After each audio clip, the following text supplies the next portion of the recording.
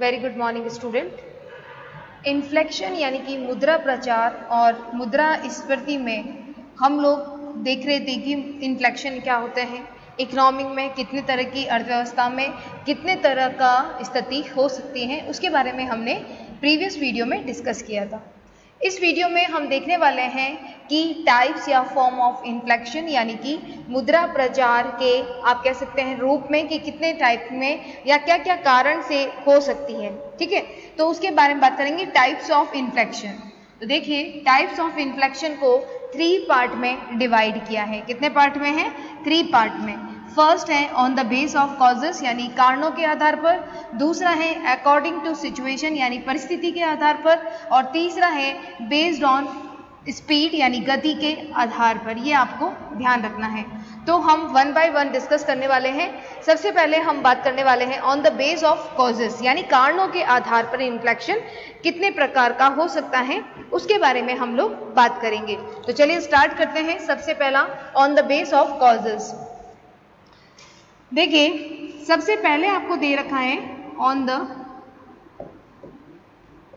Base of causes यानी कि कारणों के आधार पर। ठीक है, अब कारणों के आधार पर अगर हम बात करें तो इसमें जो फर्स्ट पॉइंट आएगा वो सबसे पहला आता है करेंसी इन्फ्लेक्शन यानी चलन स्फीति। ध्यान रखिएगा, यहां से बड़ा क्वेश्चन भी बन सकता है कि आप बताइए कारणों के ये कितने टाइप्स के होते हैं, इन्फ्लेक्शन कितने टाइप्स के हो सकता है, विभिन्न रूप बताइए या प्रकार बताइए। तो उसके बारे में हम लोग बात कर रहे हैं। साथ ही साथ आपको सेपरेटली 2 नंबर का क्वेश्चन है, वो ये पूछ सकता है करेंसी इन्फ्लेक्शन क्या होता है। तो सबसे पहला आता है करेंसी इन्फ्लेक्शन। इसमें कॉजेस में सबसे पहला पॉइंट क्या है? करेंसी इन्फ्लेक्शन यानी कि चलन स्फीति या चलन मुद्रास्फीति। ठीक है, अब देखिए इसमें क्या होगा कि जब भी देश में चलन की मात्रा में वृद्धि होगी यानी कि अगर कोई मार्केट में हम कह सकते हैं नई करेंसी आएगी या जो मनी की सप्लाई है वो ज़्यादा होगी तो इससे इन्फ्लेक्शन जन्म लेगा।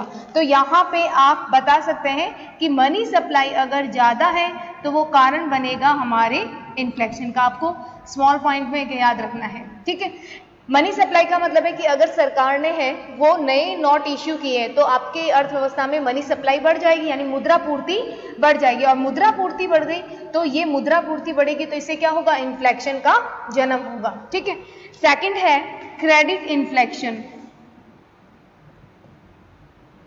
क्रेडिट इन्फ्लेक्शन यानी कि इसे कहते हैं साख मुद्रा प्रचार या साख स्फीति।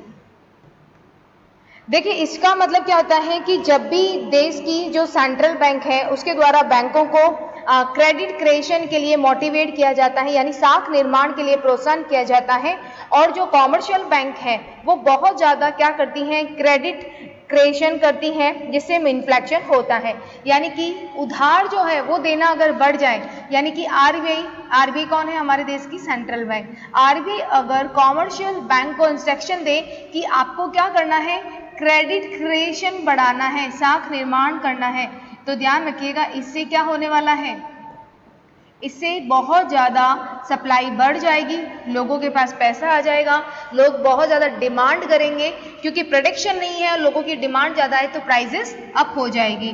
तो इसे कहते हैं साख निर्माण। देखो नाम से ही पता है साख निर्माण। अब साख निर्माण आम जनता तो नहीं करेगी, कौन करेगा? आरबीआई इंस्ट्रक्शन देगी। आरबीआई किसको देगी? कॉमर्शियल बैंक को देगी, और कॉमर्शियल बैंक अर्थव्यवस्था में क्रेडिट क्रिएशन करेगा, ज़्यादा से ज़्यादा क्या करेगा? उधार देना, लोन देना, जिससे अर्थव्यवस्था में पैसा ज़्यादा बढ़ जाएगा। क्लियर है? तीसरा पॉइंट इसमें है production based inflection. Production based inflection यानी उत्पादन जनित स्फीति। ठीक है, अब देखिए जब किसी भी कारण से प्रोडक्शन डाउन होता है, ठीक है, और उसकी डिमांड है, ठीक है, वो बढ़ जाती है यानी मांग की तुलना में पूर्ति के घटने से मूल्य में वृद्धि होना। यानी कि इसमें हम सिंपल सा बता सकते हैं कि डिमांड हो रही है आपकी ज़्यादा और प्रोडक्शन क्या हो रहा है, कम हो रहा है, किसी कारण से सप्लाई नहीं हो रही है, तो ये कारण बनता है इन्फ्लेक्शन का और उसे कहते हैं उत्पादन जनित स्फीति यानी प्रोडक्शन बेस्ड इन्फ्लेक्शन। क्लियर है? तो यहाँ पे लोगों की डिमांड बढ़ रही है लेकिन हमारा प्रोडक्शन किसी भी कारण से नहीं हो रहा है। सप्लाई का मतलब क्या हो गया? सप्लाई का मतलब होता है कि प्रोडक्शन में कमी होना किसी भी कारण से। क्लियर है? बात करते हैं फोर्थ की इंपोर्टेड इन्फ्लेक्शन, इंपोर्ट बेस्ड पे क्या हो जाएगा? इंपोर्ट इन्फ्लेक्शन, यानी कि आयातित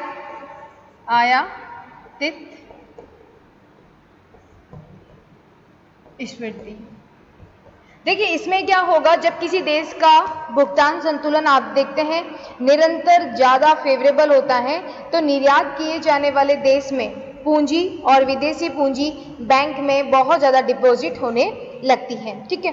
और साख और मुद्रा दोनों की पूर्ति बढ़ने से मुद्रा प्रचार होने लगता है, इसे ही आयातित स्फीति कहते हैं।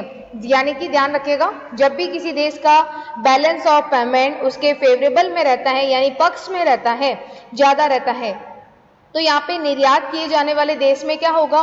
बहुत ज्यादा कैपिटल हो जाएगी, बहुत ज्यादा फॉरेन करेंसी जो है वो बैंक में डिपॉजिट होने लगेगी और उसे क्या होगा कि हमारे देश में बहुत ज्यादा मुद्रा की पूर्ति है वो बढ़ने लगेगी और इन्फ्लेक्शन हो जाएगा। क्लियर है?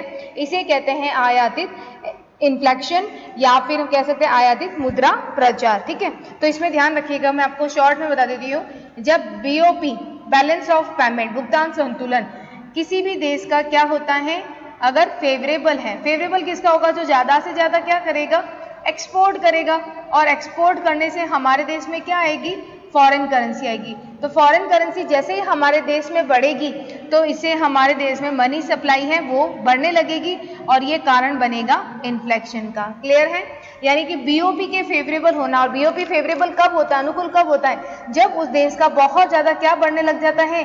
निर्यात बढ़ने लग जाता है। जब अपन बहुत ज्यादा निर्यात करेंगे तो हमारे देश में क्या आएगा? फॉरेन करेंसी आएगा, वो हमारे बीओपी को क्या करेगा? फेवरेबल करेगा। इससे लेकिन फॉरेन करेंसी आने से आपके देश में मनी सप्लाई और क्रेडिट बहुत ज्यादा बढ़ेगा और इन्फ्लेक्शन बढ़ेगा। ठीक है? अब एक सबसे इंपॉर्टेंट बात करते हैं इन्फ्लेक्शन की, वो है डिमांड पुल इन्फ्लेक्शन। ये 2 नंबर का आपका क्वेश्चन आता है।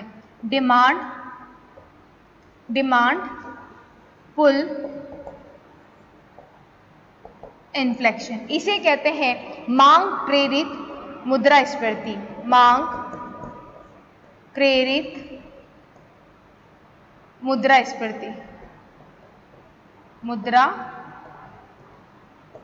क्लियर है? अब देखिए इसका सबसे इंपॉर्टेंट क्या है, आपको सिर्फ ये ध्यान रखना है, जब एग्रीगेट डिमांड है वो बढ़ जाती है कंपैरिजन टू एग्रीगेट सप्लाई के, ये आपको याद रखना है। जब आप मानते हैं कि आपकी मांग अधिक रहती है आपकी पूर्ति के मुकाबले में, तो हम कहेंगे इसे क्या कहते हैं? जब डिमांड आपकी ज्यादा है, सप्लाई कम है, तो इसे क्या कहते हैं कि इतना प्रोडक्ट परचेज करने के लिए आपको बहुत ज्यादा करेंसी का यूज करना पड़ता है। यानी कि हम कह सकते हैं कि कुछ ऐसी वस्तुओं को पाने के लिए मुद्रा उसके पीछे बहुत ज्यादा दौड़ रही है। ये एक प्रोडक्ट है, चॉकलेट का बॉक्स है, और उसके पीछे देखिए इतनी बड़ी मुद्रा क्या कर रही है? उसका पीछा कर रही है। तो उसे कहते हैं डिमांड पुल इन्फ्लेक्शन, या जब aggregate demand is greater than comparison to किसके? Aggregate supply. यानी कि एग्रीगेट डिमांड कंपैरिजन टू ज्यादा है किसके? एग्रीगेट सप्लाई के। क्लियर है आपको? इसे चाहें तो हम क्या कर सकते हैं, एक डायग्राम से आप समझ सकते हो। जैसे फॉर एग्जांपल मैं यहाँ पे बता देती हूँ, OX ये Y, ठीक है? यहाँ पे हम बताएंगे प्राइस लेवल, कीमत स्तर, प्राइस लेवल, ठीक है, कीमत स्तर, और यहाँ पे हम बताएंगे डिमांड एंड सप्लाई। क्लियर? अब देखो अगर इस टाइप का अगर हम डायग्राम देखें तो ये है आपकी डिमांड एंड सप्लाई। ठीक है? अब इस टाइप का डिमांड आपका देखोगे तो सपोज दैट ये मेरी एग्रीगेट क्या है? डिमांड है। ठीक है? ये हो गई एग्रीगेट डिमांड। ठीक है? अगर मैं मानूं कि ये मेरी एग्रीगेट क्या है? ये एग्रीगेट है आपकी ये एग्रीगेट सप्लाई और ये एग्रीगेट डिमांड, ये कहाँ इंटरसेक्ट हो रही है? इस पॉइंट पे। तो यहाँ पे ये मेरी प्राइस है, ठीक है। तो ये प्राइस मानते हम लोग कि प्राइस है आपकी P। प्राइस कितनी है? P, ठीक है। ये प्राइस P है। सपोज दैट डिमांड आपकी इंक्रीज हो गई बहुत ज्यादा मनी सप्लाई होने से, तो डिमांड का कर्व क्या चला जाएगा? ऊपर चला जाएगा, यानी AD1 हो जाएगा। तो आप देखोगे कि आपका जो P प्राइस है, जो पहले P थी, अब P1 हो गई। क्लियर? उसी तरह से आप और डिमांड ऊपर लेके चले गए कि और ज्यादा मनी सप्लाई हो रही है, तो AD2, और यहाँ पे आप देखोगे कि आपकी और ज्यादा क्या हो जाएगी? प्राइस P2 पे चली जाएगी। तो इस तरह से हम कह सकते हैं कि एग्रीगेट डिमांड ज्यादा है किसके कंपैरिजन पे? Aggregate supply. यानी कि एग्रीगेट सप्लाई तो आपकी क्या हो रही है? एग्रीगेट सप्लाई तो आपकी क्या है? स्टेबल है, यानी स्थिर है। लेकिन जो आपकी एग्रीगेट डिमांड है वो क्या हो रही है? इंक्रीज हो रही है कंटिन्यू। क्लियर है? इसे डिमांड पुल इन्फ्लेक्शन कहते हैं। ये बहुत इंपॉर्टेंट है, 2 मार्क्स में आता है। क्लियर? अब हम बात करते हैं इसके नेक्स्ट और 6 इंपॉर्टेंट पॉइंट है, ये भी 6 आपका। इसे कहते हैं कॉस्ट पुश इन्फ्लेक्शन। अभी हमने डिमांड पुल पढ़ी थी और ये है आपका कॉस्ट पुश इन्फ्लेक्शन, जिसे क्या कहते हैं? लागत प्रेरित, लागत प्रेरित स्पर्धी। ठीक है, देखिए इस पॉइंट में क्या होगा लागत पुश इन्फ्लेक्शन में? देखिए लागत पुश इन्फ्लेक्शन का मतलब होता है कि यहाँ पे जो इन्फ्लेक्शन है उसका कारण होता है प्रोडक्शन कॉस्ट को इंक्रीज होना। यानी कि इसमें हम कह सकते हैं प्रोडक्शन कॉस्ट का इंक्रीज होना। प्रोडक्शन कॉस्ट का मतलब है उत्पादन लागत वृद्धि होना। अब उत्पादन लागत वृद्धि का मतलब क्या हो गया? जैसे फॉर एग्जांपल कि आप जो लेबर को वेजेस दे रहे हो वो बढ़ गई। ठीक है, लेबर को वेजेस दे रहे हो यानी कि जो मजदूर है उसको आप जो मजदूरी दे रहे हो वो आपकी बढ़ गई, तो आपकी प्रोडक्शन कॉस्ट क्या हो जाएगी? बढ़ जाएगी। क्लियर है? साथ ही साथ अगर हम बात करें कि जो रॉ मटेरियल हम परचेज करते हैं, कच्चा माल, अगर उसके प्राइजेस, रॉ मटेरियल के प्राइजेस अगर आपके इंक्रीज हो जाते हैं तो आपकी उत्पादन लागत क्या होगी? बढ़ जाएगी। अब कच्चा माल जब आप महंगा खरीद रहे हो तो आप जो वस्तु बनाओगे उसको भी महंगा ही बेचोगे। ठीक है, तो रॉ मटेरियल का इंक्रीज होना या किसी भी कारण से, ठीक है, किसी भी कारण से आपके प्रोडक्शन की जो सोर्सेस काम आते हैं, ठीक है, प्रोडक्शन में जो टेक्निक्स काम आती हैं, जो भी सोर्सेज हैं यानी स्रोत हैं, अगर उसकी कॉस्ट में वृद्धि होती है यानी तो प्रोडक्शन कॉस्ट, यानी ये जो प्रोडक्शन कॉस्ट है ना, ये इसके बढ़ने के कारण क्या है? श्रमिक की मजदूरी बढ़ना, कच्चे माल की कीमतें बढ़ना, उत्पादन में जो भी स्रोत काम आते हैं उसके कारण अगर हमारी उत्पादन लागत बढ़ती है तो ये कारण बनता है इन्फ्लेक्शन का। Are you understand? यानी कि ये बनेगा आपके इन्फ्लेक्शन यानी कि मुद्रा प्रचार का। जब उत्पादन कॉस्ट बढ़ती है, आप जानते हो जब प्रोडक्शन कॉस्ट इंक्रीज होती है तो वो जो भी फाइनल गुड्स बनाएगा उसकी प्राइसेस भी क्या होगी? इंक्रीज होगी। क्लियर है आपको? तो यहाँ पे जो इन्फ्लेक्शन आ रहा है वो किसी भी डिमांड के बढ़ने के कारण नहीं आ रहा है, वो आ रहा है कि प्रोडक्शन कॉस्ट के बढ़ने के कारण इन्फ्लेक्शन आ रहा है, इसीलिए इसे कॉस्ट पुश इन्फ्लेक्शन कहा जाता है। क्लियर है आपको? यानी कि ये प्राइजेस बढ़ना। कभी कभी हम देखते हैं कि ये जो कॉस्ट पुश इन्फ्लेक्शन है ये पूर्ण रोजगार की स्थिति के पहले की प्रोडक्शन क्षमता में जो अप्रयुक्त रहने या श्रमिकों की बेरोजगारी की स्थिति में ही उत्पन्न हो सकता है। यानी कि कॉस्ट पुश इन्फ्लेक्शन है ना, वो आपके फुल्ली एम्प्लॉयमेंट के, आप कह सकते हैं सिचुएशन के पहले, ठीक है, जो श्रमिक होते हैं जो अनएम्प्लॉयमेंट में है उनके कारण ये इन्फ्लेक्शन हो सकता है। क्लियर है? इसको भी हम एक डायग्राम से प्रेजेंट करते हैं। ये देखिए यहाँ पे OX और OY, यहाँ पे हम बात करते हैं OY पे, यहाँ पे होगा आपका प्राइस लेवल यानी कीमत स्तर, ठीक है, और यहाँ पे होगा डिमांड एंड सप्लाई। क्लियर? अगर हम बात करें तो देखिए यहाँ पे हम बात करते हैं एग्रीगेट डिमांड की, ये आपका है एग्रीगेट डिमांड। क्लियर है? अगर हम मानते हैं कि जो सप्लाई है वो आपकी है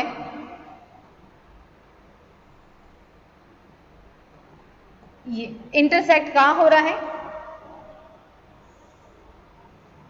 इसे कहते हैं E0 जहां इंटरसेक्ट पॉइंट है, और ये हमारी प्राइस डिटरमाइंड हो गई P0। क्लियर।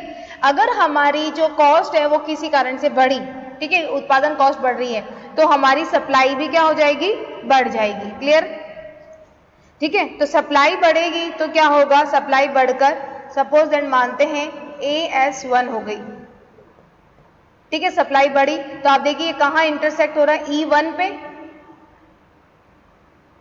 तो यहां पे हो जाएगा ये P1, ठीक है। और अगर हमारी बाय चांस हम मानते हैं कि और अगर हमारी सप्लाई बढ़ती है, जैसे कि AS2 हो जाए, तो आप देखो ये इंटरसेक्ट कहाँ हो रही है, डिमांड कर्व है यहाँ पे E2 पे, और ये हमारी प्राइस हो जाएगी P2। क्लियर है। तो आपने देखा क्या है कि AD यानी डिमांड जो है वो तो समस्त मांग वक्र में कोई चेंजेस नहीं हो रहा है, जो सप्लाई है उसमें क्या हो रहा है, चेंजेस हो रहा है। क्लियर है। तो आप देखते हैं कि मांग वक्र तो आपका स्टेबल है, नहीं चेंज हो रहा है, लेकिन जो सप्लाई है वो निरंतर कॉस्ट की वजह से, यानी कि जो उत्पादन लागत में वृद्धि होने के कारण, जो आप कह सकते हैं कॉस्ट में इंक्रीज होने के कारण, वो ऊपर ही ऊपर चला जा रहा है। क्लियर है। तो ये कीमत स्तर में होने वाली सामान्य वृद्धि को हम कह सकते हैं कॉस्ट पुश इन्फ्लेक्शन कहते हैं। ये बहुत इंपॉर्टेंट है, कॉस्ट पुश इन्फ्लेक्शन और ये डिमांड पुल इन्फ्लेक्शन बहुत ज्यादा इंपॉर्टेंट है, तो आपको ध्यान रखना है। अगर हम बात करें next, deficit induce inflection, next हम बात कर रहे हैं डेफिसिट। डेफिसिट का मतलब क्या होता है, हीनांत। आप देखते हैं ना, डेफिसिट बजट बनाया जाता है, हीनांत थे ना। तो देखिए यहां पे हम बात करेंगे इन्फ्लेक्शन, इसे कहते हैं हीनांत प्रेरित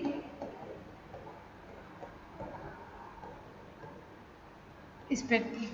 देखिए जब सरकार अपने जो एक्सपेंसेस होते हैं उसकी जो पूर्ति है वो नोट छापकर करती है, तो मुद्रा की मात्रा क्या हो जाएगी, बढ़ जाएगी। आप जानते हैं कि डेफिसिट का मतलब क्या होता है, जब हमारे एक्सपेंसेस ज्यादा होते हैं, किसके कंपैरिजन में, हमारी इनकम के कंपैरिजन में। इनकम कम होती है और एक्सपेंसेस ज्यादा होते हैं, तो यहाँ पे बैलेंस करने के लिए गवर्नमेंट क्या करेगी, जो सरकार है वो करेगी नोट इश्यू।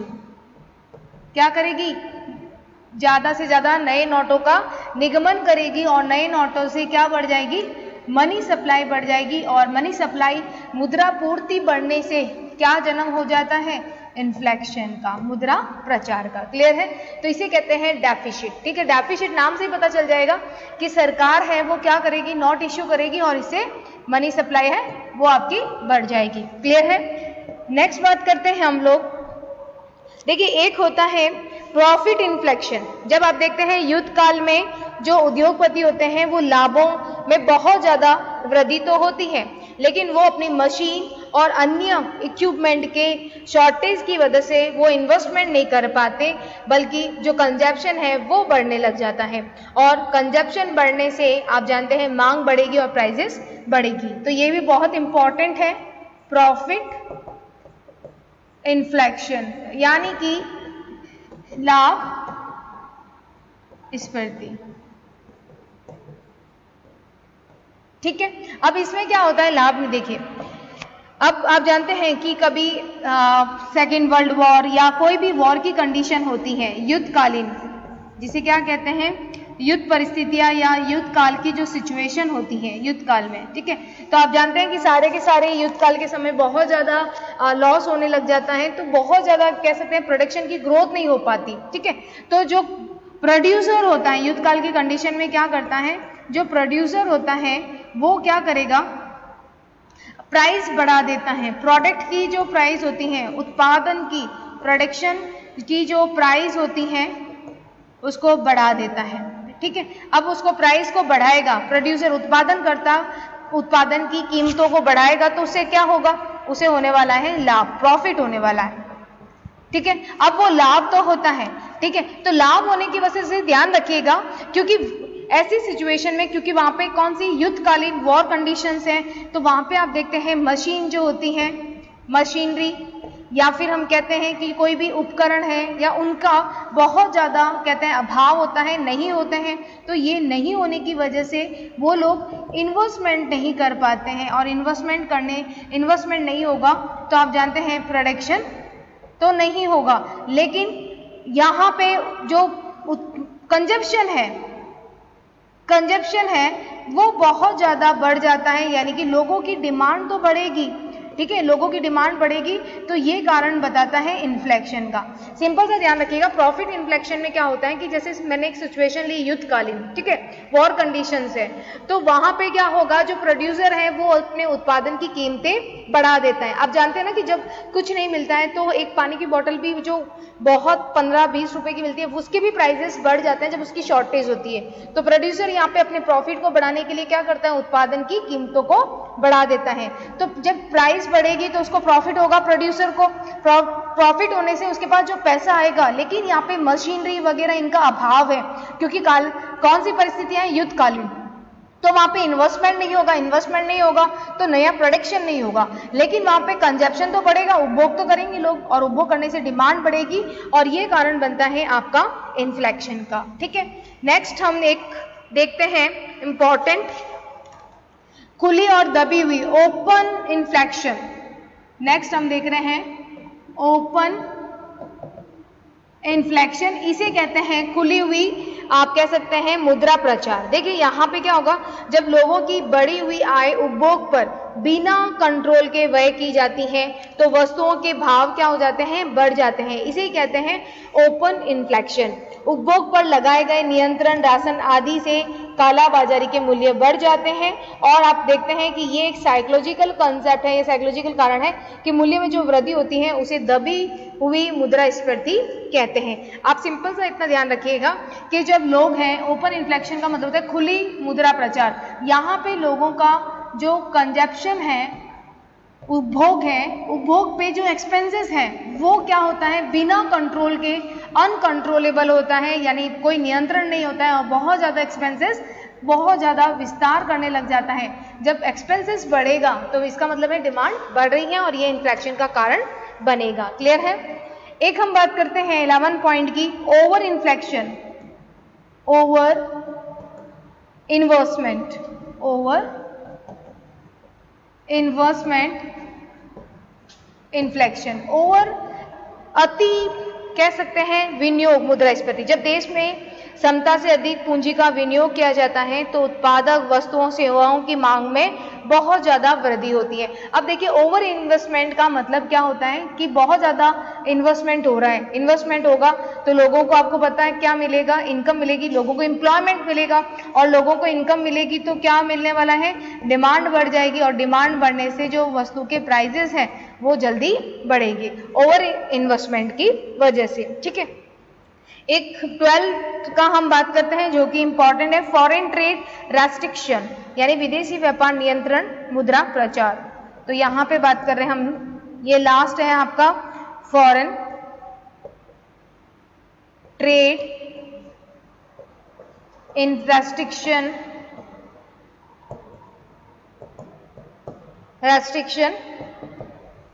इन्फ्लेशन। देखिए इसका मतलब क्या होता है, जब आयात पर कंट्रोल और निर्यात को प्रोत्साहन। यहां पे ध्यान रखिएगा, इंपोर्ट पे तो हम लगाएंगे रेस्ट्रिक्शन, इंपोर्ट पे क्या लगाने वाले हैं, रेस्ट्रिक्शन।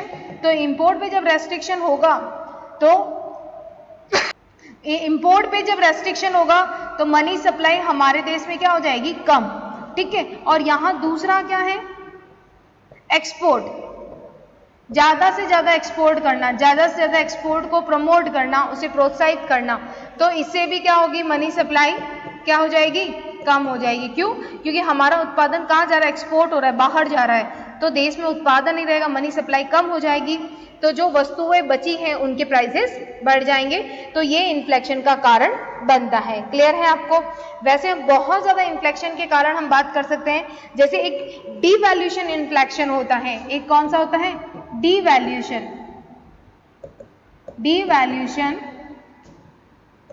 डीवैल्यूएशन का मतलब क्या होता है, अवमूल्यन, आप जानते हैं अवमूल्यन जनित मुद्रा प्रचार। देखिए इसमें क्या होता है, जब देश की मुद्रा का विदेशी मुद्रा के रूप में अवमूल्यन कर दिया जाता है। अन्य बातों के समान रहते हुए, यानी कि इंपोर्ट में कमी और एक्सपोर्ट में वृद्धि होने से उत्पादन की आप कह सकते हैं मात्रा कम हो जाएगी देश में। देखिए यहाँ पे हम क्या कर रहे हैं, अपने रुपीस का जो वैल्यू है, अपने रुपए का जो वैल्यू है वो हम क्या करते हैं, डाउन करते हैं। किसके कंपैरिजन में, फॉरेन करेंसी के कंपैरिजन में, ठीक है। जैसे फॉर एग्जाम्पल कि फॉरेन करेंसी हमने ली, $1 है, ठीक है। $1 पहले 70 रुपीज में आ रहा, ठीक है। अब हमने उसको क्या कर दिया, अपनी करेंसी को डिवैल्यूड कर दिया, तब $1 कितने में आ रहा है, 80 रुपीज में। तो हमने क्या किया, इसकी वैल्यू को डाउन कर दिया। अब जो अमेरिकन है वो हमें ज़्यादा ऑर्डर देंगे, क्यों, क्योंकि पहले उनको $1 में कितने रुपए की चीज़ मिल रही थी, 70 की। अब उन्हें $1 के बदले में कितने की चीज़ मिलेगी, 80 की। तो इससे क्या होगा, हमारे देश का एक्सपोर्ट बढ़ेगा और इंपोर्ट क्या हो जाएगा, कम हो जाएगा। एक्सपोर्ट बढ़ने का कारण क्यों है, क्योंकि देखिए यहाँ पे 80 रुपए की चीज उनको मिलने वाली है, ठीक है, इसीलिए एक्सपोर्ट बढ़ेगा। इंपोर्ट कम क्यों हो जाएगा, क्योंकि अब हमें $1 की चीज के लिए पहले 70 रुपए देने होते थे, अब हमें वो अमेरिका की जो वस्तु मंगानी अगर $1 की है तो उसके लिए 80 रुपीज देना होगा। तो इससे इंपोर्ट तो होते हैं हतोत्साहित और जो एक्सपोर्ट होते हैं वो बढ़ते हैं। तो ये सारे कारण हमने बात की थी आज कॉजेज की, ठीक है। तो इस वीडियो में हमने बात की on the base of causes, कारणों के आधार पर। नेक्स्ट वीडियो में हम बात करेंगे अकॉर्डिंग टू सिचुएशन, परिस्थिति के आधार पर, और बेस्ड ऑन स्पीड के आधार